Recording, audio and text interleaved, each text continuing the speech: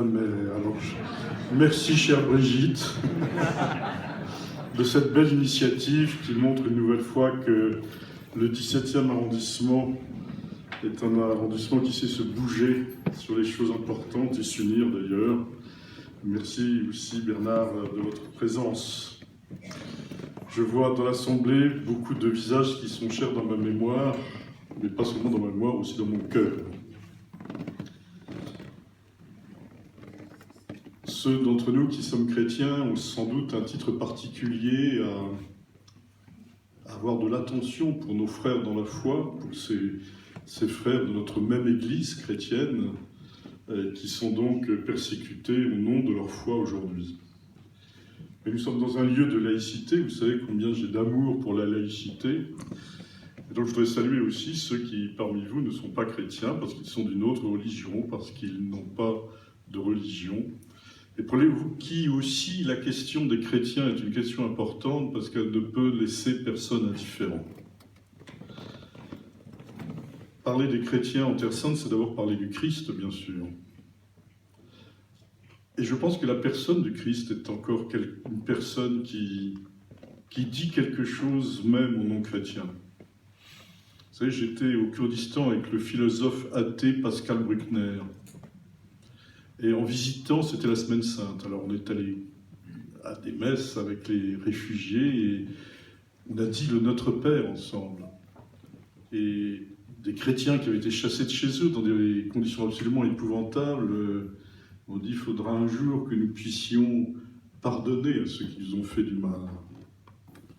Et Pascal Bruckner, le philosophe athée, a dit à ce moment-là, je me suis souvenu que moi aussi j'avais été baptisé. Vous voyez, un ministre du gouvernement a rencontré, c'est le ministre de l'Intérieur, a rencontré récemment les évêques de France. Et en ressortant, il a dit aux journalistes, j'ai rarement eu un échange de niveau aussi élevé. Mais moi je suis agnostique, je ne suis pas croyant, je suis agnostique. Et pourtant la figure de Jésus me bouscule et m'omnibule, me passionne. Sans doute parce que le Christ est celui qui a dit quelque chose de la fraternité humaine. Et le pape François aujourd'hui aux États-Unis l'a rappelé, parce que le Christ, c'est le premier apôtre de la non-violence. Il a refusé ce chemin-là de la violence. Celui qui combat par les armes périra par les armes, parce que le Christ est venu servir les pieds de ses disciples et de tant d'autres hommes et de femmes. Alors c'est ce message du Christ qui, encore une fois, va au-delà des croyants, je crois. Ce message qui marque la Terre Sainte avec la tradition biblique, avec la tradition d'Israël, avec la tradition d'Abraham, avec la tradition de ceux qui se reconnaissent frères. Voilà le message de ce Moyen-Orient il suffit de regarder une carte qui est à la croisée des chemins. Certes, c'est en Asie, le christianisme est né en Asie, mais enfin, l'Asie, l'Afrique, l'Europe, le bassin méditerranéen, tout ça, ça se croise là. Alors, nous devons mesurer ce que cela signifie pour l'humanité entière. 3 siècles de christianisme, 3 siècles de persécution. En 313, on donne un édit de Milan pour donner la liberté aux citoyens de l'Empire. Moi, je regrette qu'en 2013, on n'ait pas fêté le 17e centenaire de cet édit de Milan. On ne faisait pas du christianisme une religion d'empire, c'est vrai que c'est venu après. Mais on donnait leur liberté au sujet de l'empire. C'est quand même beau, fort. Voilà. Et comment nos pères, dans la foi, qui ont été persécutés, ont considéré que c'était une marque de leur identité chrétienne d'être persécutés au nom du Christ. Les chrétiens de Terre Sainte, les chrétiens du Moyen-Orient, ils en ont vu. Les Byzantins, ça n'a pas toujours été facile pour eux. Les croisés non plus, les musulmans, pas toujours. Les Mongols, on oublie les Mongols, ils sont venus, vous savez. Les premiers avec Gengis Khan, les autres avec Tamerlan. Les Turcs, les Européens, les Américains. Voilà. Tout le monde a déferlé sur cette terre. Je crois que nous devons mesurer l'enjeu de leur présence là. Si les chrétiens quittent le Moyen-Orient, peut-être après tout, je ne leur dis pas trop, mais qu'ils seraient mis en Australie, au Canada, en Suède, en Europe, en Amérique latine, là où ils pourraient aller. Mais derrière les chrétiens, c'est les autres minorités qui disparaîtraient aussi, du coup. Aucune minorité se maintiendrait à ce moment-là. On a découvert depuis un an qu'existaient les yézidis, on ne savait pas trop avant. Mais tout le monde est un peu minoritaire. Il y a des chiites qui sont minoritaires en terrain sunnite. Hein. Dès que le Daesh voit un chiite, il l'abat immédiatement. Il y a les turcomans, etc. Il y a des sunnites minoritaires en territoire chiite.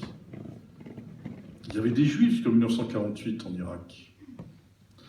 Donc, toutes les minorités vont disparaître. Chaque pays va se raidir sur son groupe majoritaire. Et cela fera une guerre générale dans la région dans les années qui suivent.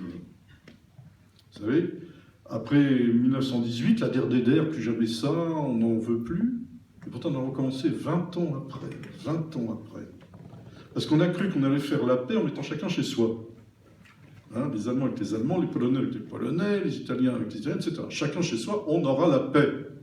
On a de nouveau la guerre 20 ans plus tard, parce qu'on ne fait pas la paix en mettant chacun chez soi. On fait la paix quand on permet à chacun de reconnaître l'autre dans son propre pays et de l'accepter. Et donc l'enjeu aujourd'hui, c'est que cette région du monde puisse se bouger pour arriver à suffisamment de modernité pour que chacun soit respecté dans son propre pays, parce que les chrétiens irakiens, ce sont des Irakiens, les chrétiens syriens, ce sont des Syriens. C'est inacceptable de leur dire, non, vous allez régler vos problèmes en quittant votre propre pays. Alors, je sais bien qu'en France, il y en a certains qui y sont. Enfin, la plupart d'entre nous, on est quand même attachés à notre pays. Voilà. Par conséquent, ce n'est qu'en avançant vers plus de modernité, dans une pleine citoyenneté reconnue à chacun, et dans cette avancée, les chrétiens seront à la fois les acteurs et les bénéficiaires, que nous pouvons envisager un avenir pour cette région du monde. Parce qu'il faut envisager un avenir pour cette région du monde. Il faut avoir un projet politique avec une lettre majuscule, qui fait que les gens auront d'autres solutions que de recours à la violence extrême. Il faut ce projet politique, sans ça, les autres solutions ne serviront à rien. Si les sunnites de Syrie, d'Irak ne voient pas une solution pour eux, ils auront toujours recours à la violence. On peut essayer de neutraliser une violence, on a une autre qui va renaître. Il faut avoir un projet, je dirais, humaniste, politique, pour permettre à cette région du monde d'avancer vers la modernité. Il n'y a aucune raison que ça ne se fasse pas. Mais c'est vrai que c'est une question d'ordre économique, c'est une question d'ordre politique, c'est une question d'ordre culturel, c'est une question religieuse, posée à toutes les religions de la région, et en particulier à l'islam. Comment est-ce que tout cela peut entrer dans la modernité? En attendant, depuis un peu plus d'un an que le Daesh a pris Mossoul et a chassé les chrétiens, les yézidis de la région qui était la leur. Ces gens du Daesh qui ont été stoppés par les frappes américaines, mais comme cela a été dit, ne les a pas fait reculer d'un centimètre. Le Daesh, depuis un an, n'a pas reculé d'un centimètre carré. En revanche, le Daesh a pris la ville de Ramadi en Irak et la ville de Palmyre en Syrie. Par conséquent, il faut avoir des idées simples et des idées claires. Quand vous avez un groupe qui est terroriste, ce ne sont pas simplement des gens violents, ce sont des gens terroristes. Quand vous avez des terroristes dans un avion, vous essayez de les neutraliser. Vous ne commencez pas à vous dire est-ce que c'est bien conforme aux droits de l'homme. Ah non, ce n'est pas le moment. Voilà. Quand vous avez des terroristes, il faut les neutraliser. Est-ce que les frappes aériennes suffisent à les neutraliser? Non, de toute évidence. Donc il faut mettre des gens sur le terrain. Voilà. Pas forcément des petits Français. Hein, il y a des tas d'autres solutions. Moi, je ne crois pas beaucoup à l'intervention de la Turquie et de l'Iran dans le monde arabe. Parce que le monde arabe, c'est le monde arabe. Et les Iraniens ni les Turcs ne sont des Arabes. Mais il faut fonctionner avec eux. Il faut prendre langue avec eux. Et il faut cesser de somnibuler sur la question de la personnalité d'Assad. Combien de morts on va faire parce qu'on veut absolument être omnibulé sur la question d'Assad? Combien de morts ça va faire? J'étais à Damas il y a quelques jours. Tous les jours, il y a des obus qui tombent sur Damas et qui sont envoyés par les rebelles. Ça, on n'en parle pas. Alors c'est envoyé à l'aveugle. Il y a un obus qui a failli tomber dans une cour de récréation, des cours de récréation de l'école des filles de la Charité. Vous savez, elles viennent de chez nous, de la rue du Bac. Hein. Il a failli y avoir 100 enfants tués, puis au dernier moment, c'est tombé de l'autre côté du mur. Tous les jours, il y a des obus qui tombent à Damas. Donc il faut arrêter cette guerre qui menace non seulement l'Irak et la Syrie, mais l'ensemble du Moyen-Orient, comme cela a été dit, et au-delà de l'ensemble du Moyen-Orient, l'ensemble du monde méditerranéen. Le décapiteur en chef de ces malheureux Coptes, et pourquoi sont-ils décapités sur la plage? Parce que c'est face à l'Europe. Et le décapiteur en chef pointe son poignard vers l'Europe en disant c'est un signal pour le règne de la croix. Je suis désolé pour la laïcité, c'est comme ça. Le porte-parole du Daesh, au mois d'octobre dernier, a appelé les musulmans de France à tuer des Français. Heureusement, pour la plupart, les musulmans n'entendent pas cela, ne veulent pas cela. Donc c'est très clairement une guerre contre l'Europe. Nous devons être conscients de cela, et donc prendre des moyens sur cela. Et dire qu'on prendra les moyens quand on trouvera une solution pour que M. Al-Assad aille faire passer des vacances ailleurs, c'est tout de même un non-sens incompréhensible. Je vais terminer. Depuis le début de cette crise, les diplomates français me disent « On ne fait qu'anticiper, M. Assad va bientôt partir. C'est une question de semaine. » Il est toujours là. Depuis le début de cette crise, les diplomates français me disent « M. Poutine est en campagne électorale », à l'époque il était en campagne électorale, il parle à son opinion publique, dès qu'il sera élu, il rejoindra l'Occident. Il est toujours là, il n'a pas rejoint, il n'a pas bougé d'un millimètre. Et quand je disais « il est chinois », ma question se perdait dans les sables, d'ailleurs. Bon. Parce qu'il ne faut pas oublier les Chinois. Hein. Et troisièmement, on me disait « les rebelles, voici l'avenir de la Syrie, c'est l'opposition pluraliste, démocratique, etc. » On voit bien que cette opposition dite modérée, elle n'existe plus. Elle n'est plus consistante en Syrie. Voilà. Donc il faut absolument prendre les moyens si l'on veut sauver ces pays, et c'est en sauvant ces pays qu'on sauvera les chrétiens, dont le sort est lié à ces pays-là. C'est urgent, c'est vraiment urgent. Je veux dire, le Daesh, il est aux portes des grandes villes de Syrie. Il est déjà dans Alep, il est aux portes de Homs, il est aux portes de Damas, où il envoie ses obus tous les jours, comme je viens de le signaler. Donc le prochain progrès du Daesh, c'est la prise de ces villes, et ce seront des bains de sang. Et ce seront des centaines de milliers de gens qui vont fuir. Donc c'est fini. Maintenant, on a terminé de tergiverser, nous n'avons plus de temps.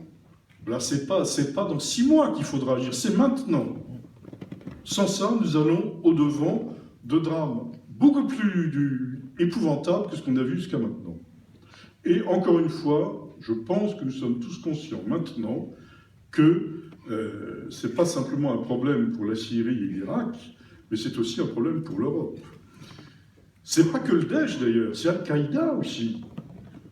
Quand on est allé combattre en Afghanistan, il y a des soldats français qui sont morts en combattant Al-Qaïda. Et maintenant, on trouve très bien d'avoir Al-Qaïda en Syrie. Il y a des Américains qui se disent on pourrait peut-être s'arranger avec Al-Qaïda pour essayer de mieux combattre le Daesh. Mais c'est fou comme idée, c'est fou. Al-Qaïda est un groupe effectivement extrêmement violent, qui a aussi une visée totalement fondamentaliste et qui expulsera les minorités. Voilà, je vais m'arrêter là pour qu'on puisse écouter vos questions. Nous sommes devant un vrai drame. Il y a des morts tous les jours. Il faut vraiment arrêter ces espèces de jeux qui n'ont pas de sens. Assad, pas Assad, oui Assad, Assad plus tard, Assad maintenant, etc. Ce n'est pas ça la question. La question, c'est d'arrêter cette guerre, de prendre les moyens sur le terrain, puisqu'on a prouvé que les frappes aériennes ne suffisaient pas. Moi, je suis prêtre, je ne suis pas militaire, ce n'est pas à moi de dire comment, je ne suis pas un va-t-en-guerre. Je dis simplement, il y a urgence, je dirais presque humanitaire, d'intervenir pour rétablir un minimum de paix dans cette région. Voilà, je vous remercie.